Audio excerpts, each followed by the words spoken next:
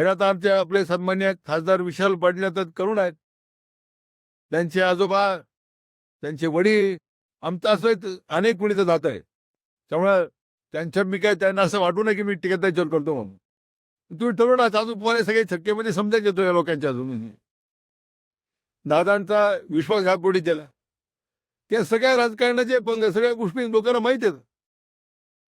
त्यामुळे तुम्ही आता फंडात पडण्यापेक्षा तुम्ही सुद्धा आता या सगळ्या निरंतर विकासाच्या प्रक्रियेमध्ये आपल्या स्वतःला सामावून घ्या, असं माझ्या निमित्त आपल्याला सांगा.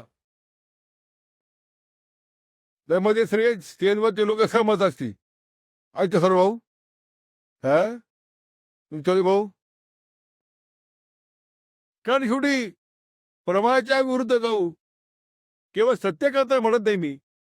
बरं, आज आपल्या देशाचे नेतृत्व विश्व नेते आदरणीय प्रधानमंत्री नरेंद्र मोदीजी करताय.